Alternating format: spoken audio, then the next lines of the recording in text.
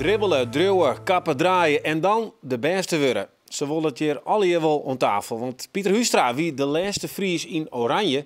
En met de speciale trainingsapp van Richard Elzinga komt er gauw verordening in, als het aan hem luidt. Ja, maar hij film Oer de Bron van Volendam wil regisseur Mirjam de Wit de top van de Nederlandse filmwereld. Helly. Goeie, dit is Bient. Op de dag dat er na jen weer een plan is om meer toeristen naar Friesland te lokken.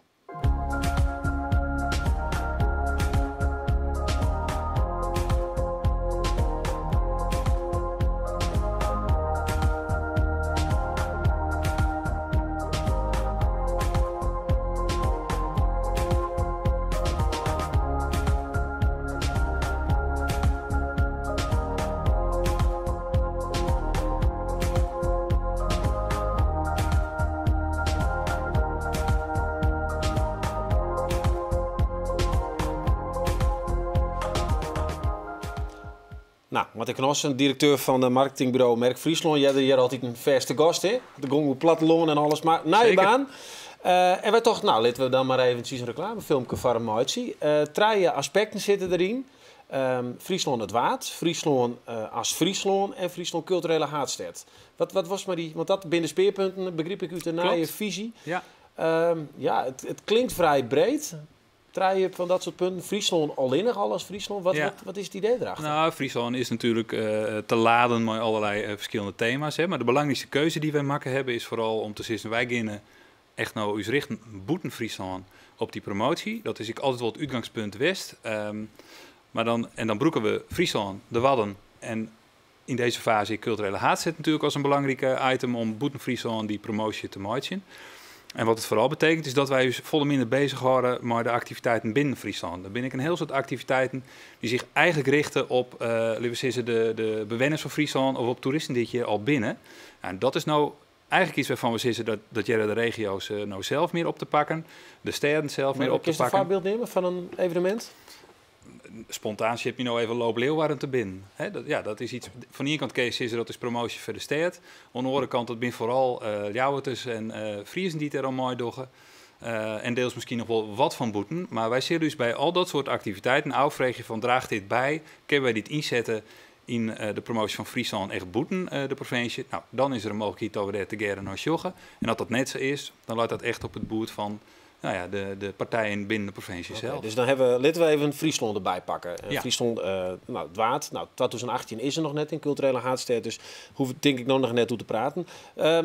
Dan krijg je visite van een stel Chinezen of Oren-Boetenlanders. Wanneer neemt het als eerste man het daar in Friesland?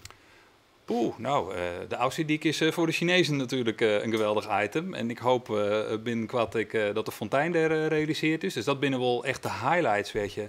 Dat soort mensen mooi naar nemen. Hielpen, de Waardeiland. Dus in die zin, wij focussen dus ik meer op die kernwaarden die we kennen van Friesland. Hè. Die rond te krijgen wij doordat wij dus vooral boeten de provincie nou richten op Friesland zelf. Ja, dan kun je het wat makkelijker hebben over de kernwaarden. En als ze hier dan binnen, dan moeten we in die hele structuur zorgen dat uw totale aanbod wel een goed plakje vindt. Hè? Via de digitale kanalen, via de organisatiestructuur van ondernemers en informatiekantoren. Ja. Maar we moeten dus eigenlijk de merklading heel erg op het beeld gooien waar mensen Friesland van kennen. Maar nou jerkt dus al merklading, structuren, kanaal. Ja. Het wordt wel heel bureaucratisch al hier in één keer. Snappen mensen dit nog? Nou, ik denk dat het minder bureaucratisch wordt. Voor u wordt het minder bureaucratisch, want wij hebben als merk te krijgen alle partijen in het veld. En iedereen verwacht het eigenlijk dat we iets met hun doggen. En daar zit vaak geweldig mooie ideeën tussen. Maar als wij ons budget opknippen in 100 verschillende projectjes, dan hebben we 100 keer niks. Dat is versnippering dus? Dat is versnippering. Dus wij gaan juist heel erg inzetten op stevige kanalen. Wij bundelen ons krachten met culturele haardstad. Daar hebben we juist nog weer op praten. Dus wij gaan het juist eigenlijk versimpelen. Oké. Ik wilde even een filmpje zien laten van die Vargongen, dat wie Loek Hogenhout. Ja. Dus 2 jaar ziet hij hier in de studio en hij had hem heel kwart, hij de directeur West. Maar hij hier wel een visie. En wij leiden hem doen een dilemma voor of de Waterland promoten of de Friese man. En dit zou hij. Okay. Ik denk dat als je promotie bedrijft voor Friesland en je zoekt naar kleine zinnetjes en kleine thema's, als je niet het hele verhaal kunt vertellen, dan is het verstandig om zoveel mogelijk te mikken op dingen die men buiten al kent en weet en waar je op aan kunt haken. En dan denk ik dat de Friese meren gewoon een icoon van Friesland zijn. Meer dus als Wiegelieks en eiland? Nou, de eilanden zijn natuurlijk een apart verhaal. Maar ik denk dat mensen buiten Friesland een hele duidelijke scheiding maken tussen we gaan naar Friesland of we gaan naar het Wad. Ja, het was een peer hele mooie man. Laten we het hem erop houden, want lang heeft hij net west. In hoeveel wiekt dit nou af? Want ik heb de Frieske Marren in je plan net lezen.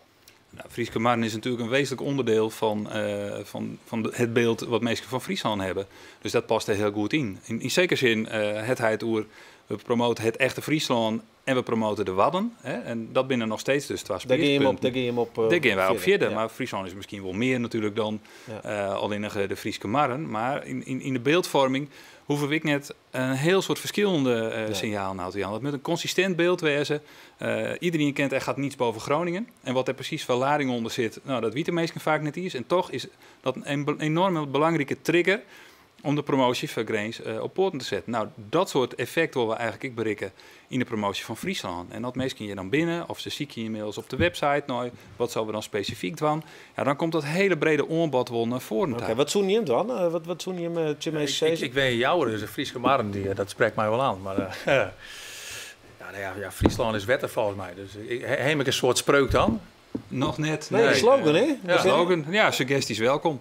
Ja. Maar daar hebben we toch al een heel soort bedrijven al onder slag geweest. Ik begreep dat de communicatiebedrijven op punt die een bekend te maken zien. En dit is de keutel voor in Lutsen. Hoe? Nou ja, we zullen nou eens even zien hoe dat vierde giertje. Wat wij nou die hebben is maar de provincie vooral te geren. De keuzemaatje voor deze domeinen. En de uitwerking, daar gaan we nou van nou dus hele hut mooi onder slag. Dus we hebben nog net een uitwerkplan van we horen wieken dit en de wieken daarna dat.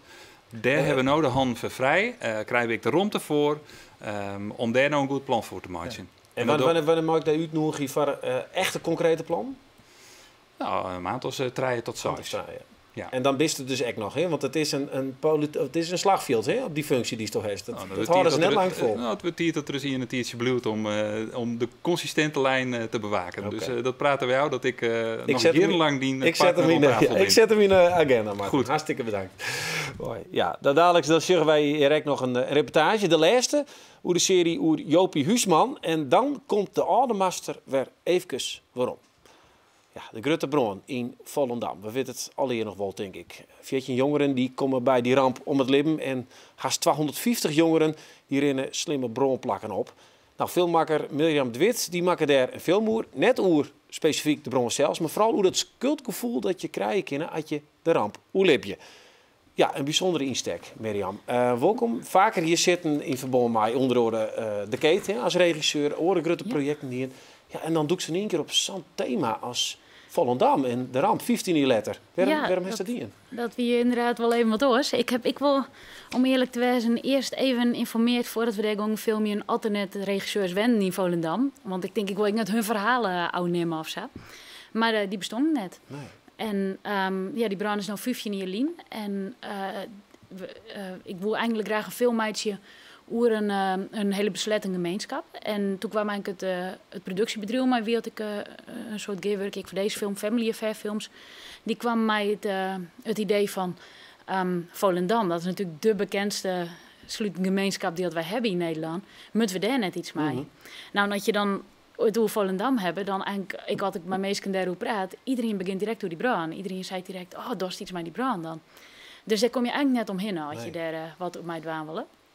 En wij hebben wel heel bewust zijn, we gaan net die brand zelf filmen. Want eigenlijk iedereen in Volendam had dat ik van heel dichtbij mij maken. En ik wil net dat mensen kunnen ontzeppen binnen op televisie en opeens in hun eigen trauma terugkomen of zo.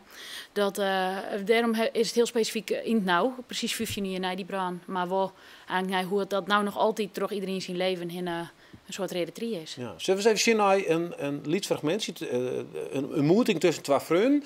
De ene vriend is verbaand, de oren net, die is vluchten. Vluchten voortgang, want die fysiek dus niks maar hem onderhoorn, maar wel kennelijk in zijn hollen. En die treffen elkaar weer. Zullen we dat zien? Ja.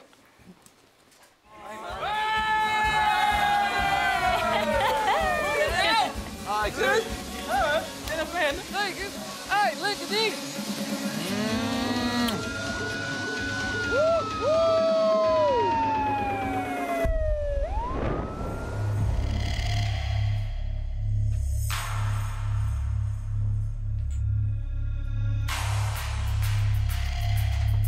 Je bent een vrouw.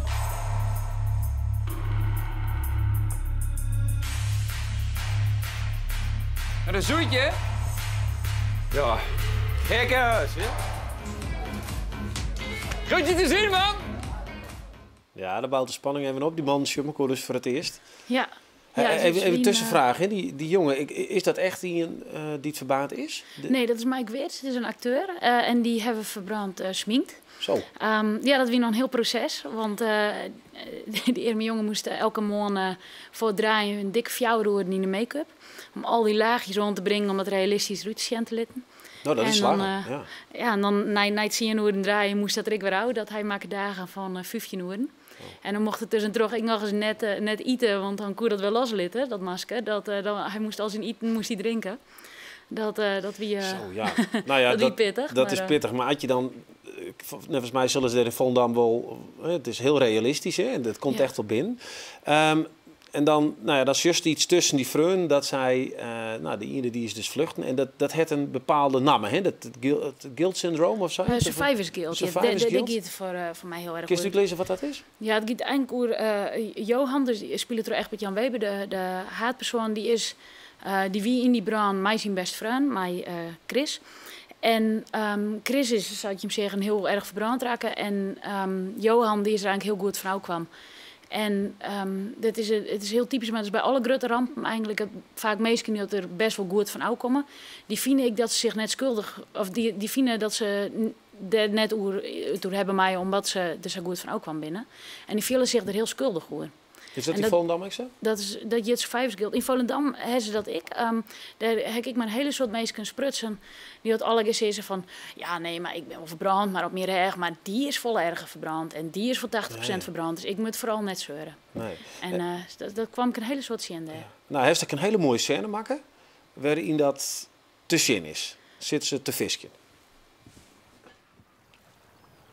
Dit is wie ik ben. Ondanks de brand. Of dankzij eigenlijk. Ik denk dat het voor jou veel erger is. Daarmee kan iedereen het zien. Ik kan er niet meer voor weglopen. Maar bij jou zit het van binnen.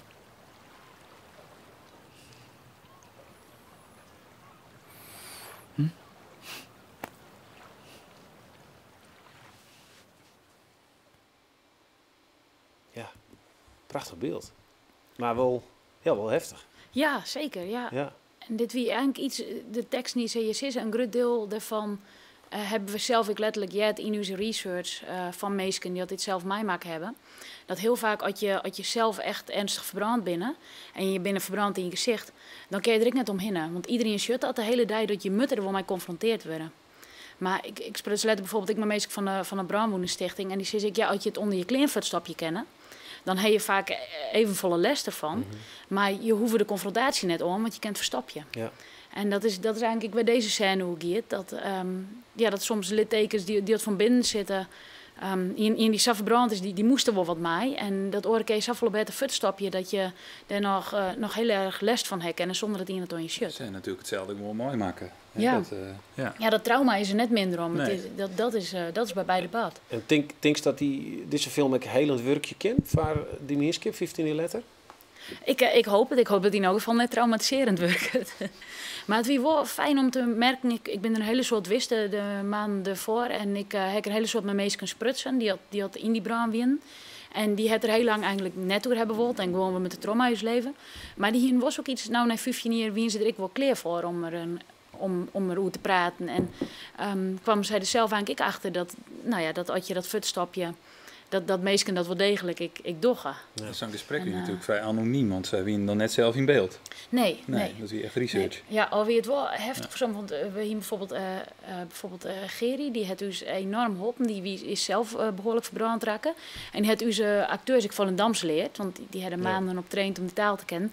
Maar die hier die brand ik mij maken. En onze acteurs zien daar natuurlijk een hele soort vragen over, want die moeten dat zich alle keer voorstellen.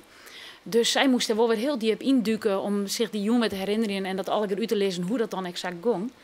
En ik vond het wel spannend dat ik dacht, ik wil net het ding oprakelen. Nee, maar een bijzonder project. Ja, bedankt. Ik kan zeggen dat de film op 9 maart te zien is op NPO 3. Nou, zo'n succes ermee. Ja, dan nou naar Jopie Huisman, want de oude master die komt voor eventjes weer om. Want de hele week zorgen wij al hoe het Ouderijnsbewoners het leven en het werk van Jopie Huisman mooi maakt in een soort van Jopie Huisman belibbenis. En je het laatste deel, de echte master is voor om.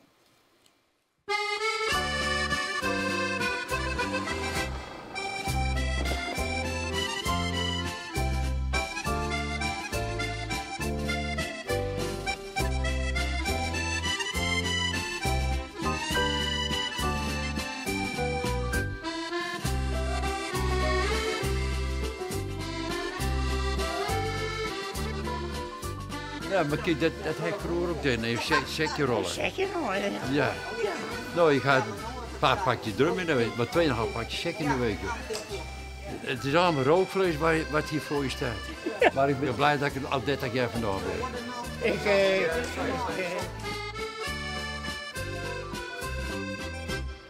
Ja, we bouwen de voorstelling 24 hoers in Friesland op.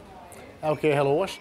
Eerst de voorstelling over Jopie Huisman maken in het Jopie Huisman Museum. En toen dachten we van nou, het is mooi wezen om de voorstelling in Zwaarhoersen te brengen. Ik zeg altijd, Jopie Huisman is Gods woord in een ouderling. Het past één op één bij Oorderen. Het hele programma is heel erg leuk, want er gebeurt met de uitklaring van de zwaar volle minder. Activiteiten, begeleiders hebben minder geld te besteden.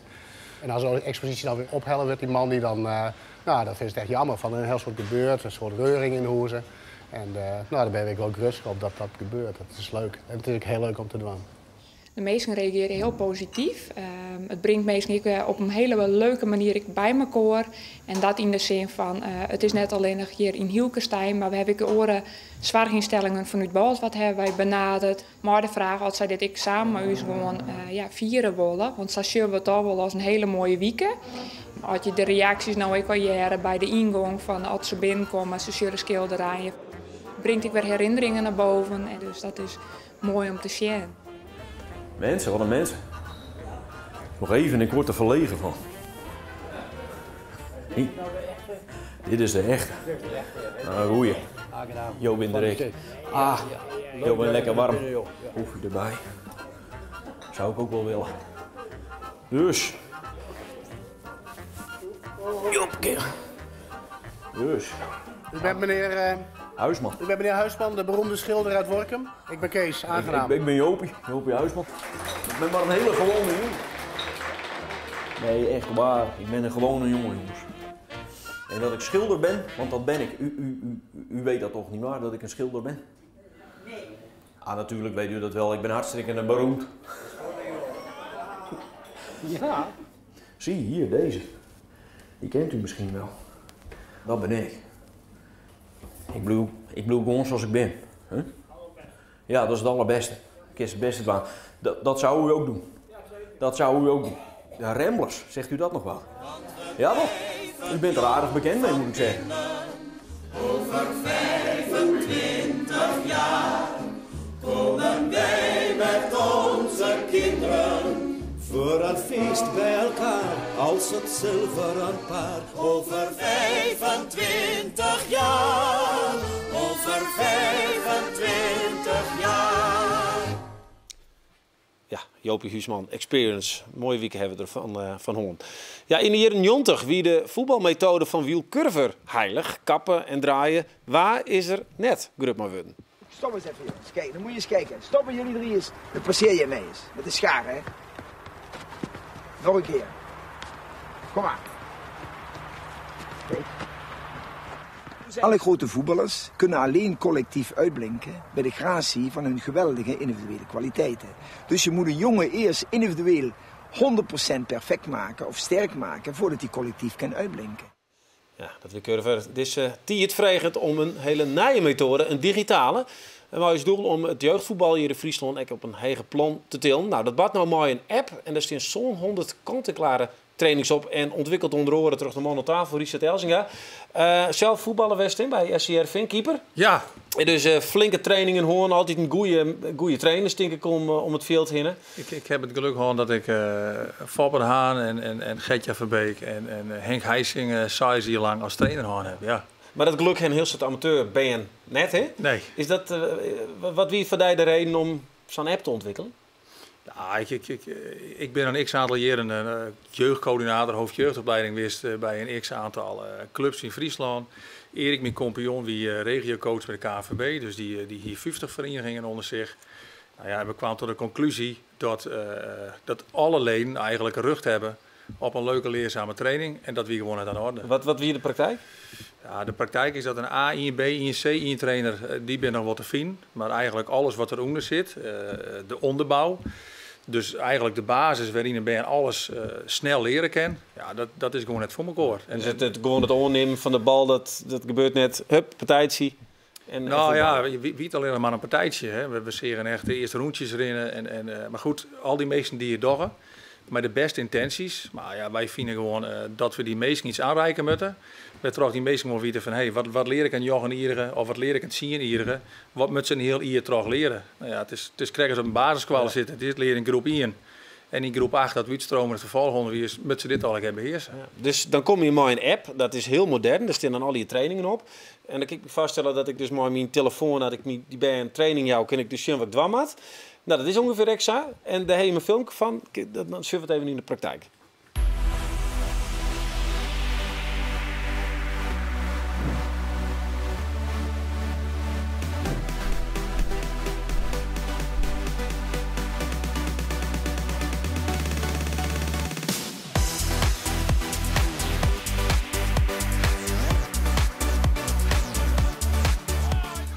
Nou, dan heb ik de iPad mooi. Voor dadelijk maar eventjes zien hoe dat werkt als je inlogt bent. Want hoe heet de app? Ja, dit is de VTUN-app. De VTUN-app. Nou, ja. let voor dadelijk eens een mooie oefening zien van de F'kes of zo. De F'kes? Of nou ja... de F'kes. Dit is een evenpillentraining, bij wijze van spreken. Nou, een trainer die shut dan wat we hier keurig shirren. Ik weet, ja... Veeltje. Maar goed, als je dan op een veeltje klikken... Ja. Ja, dan zie je een animatie precies. Hoe je oerspelen matten? Nou ja, hoe de vorm, wat de organisatie werkt. Ja. Nou, dit is wel handig, ja. En nu leert u dat een trainer dit shirt. Of iemand die belde me juist nog, die neemt de iPad met het veld op. En de spelers weten precies wat ze dwam moeten. Dus alle oefeningen binnen op deze manier ondersteund. Nou ja, dan heb je ook nog van in dit geval, nou ja, wat moet ze nou leren? Nou, dan klik je op het orenblok. En de schaar. Een schaarbeweging. Is dat die Martin? Ja, Martin, die laat een hele... Shit, de schaar. Ja. Ideaal. En dit is niet zo'n? Nee, dit is Tim. Dit is van een ploeggenoot van mij. Van Erik ten Voorde is de Timmetje. Maar Jim, hebben hier in Nederland al 100 klanten, toch? 100 verenigingen die het maar werken. Maar het gaat echt internationaal nou ook. Ja, we hebben clubs in Amerika, Mexico. We zijn ooit een keer met Peter Meinersma naar Beirut geweest, bij een club. Ja, er is heel veel vraag. De straatvoetbalbond, dus een straatvoetbalmodule. G-voetbalmodule. Dus meestal wie dus nou te vinden. Maar ja, kleer dat het misschien. Nou ja, maar dat is de 4 weer werken. Alle nachten tot let aan de gong. En ontwikkelen. Ja. Wat is dat dan voor jou? Dat is toch juist dat ze zelfs in Mexico zeggen, hey, je kent wat man. Nou ja, goed, het simpel waar ik te maken maar dat inhoud gewoon hartstikke goed is. Ik bedoel, bij Heerenveen hebben we nou krijgen een samenwerkingsovereenkomst gesloten. Dus die shut je ik wat in. Ik heb mijn foppen, heb ik het channel en die zei ja, dit is prima. Nou, dat is mooi, maar nou ja, en zo zit ik met orenmeesken. René Meulensteen, die ik heel erg curver. Ja goed, ik ben in Manchester geweest, ik heb het channel litten. Ik heb hele oude boekjes dan van curver zelfs, jongen. Ja, die zei ik van ja, de inhoud, ja, dat klopt gewoon. Ja, en wij zeiden het even voor de grap, hè, na je speler uit Friesland in het Nederlands elftal. Gebeurt dat hier mooi? Nou ja, we willen, wat belangrijk is. Spreekt u het, hè? Nee, ik denk dat er volle meer potentie is. Alleen nog, je moet er wel de juiste een leerlijn gebruiken om de potentie eruit te halen. Nou, en ik vind persoonlijk dat het nou net gebeurt, omdat we eigenlijk net weten hoe we een goede training aan moeten. Maar had ik dit mijn zoon leren zou, of daarna ben die bij u op de voetbalclub komen, dan maakt ze dus meer kans om een hoger niveau te Ze willen 100% beter, dat weet ik zeker. Maar er toch in tussen zitten die het Nederlands elftal heeft. Ja, maar hoe mooi zou dat werken? Ja. Dat een Fries waarin het Nederlands elftal. Nou, dat maakt kinderen. Dat is een genoeg talentje. Hartstikke bedankt, succes. Dankjewel. Met de app en nou ja.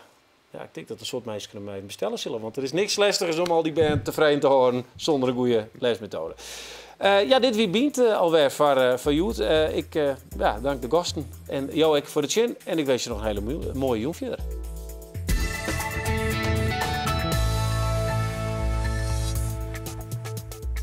Wist u ook wat die rekening is? Morgen in Beansport alles hoe Cambuur, Jereveen en het meerke van Leicester City. En waar gaat daar nou ook voetballen? Correct, Mark de Liewouder. En hij zit morgen bij us aan tafel.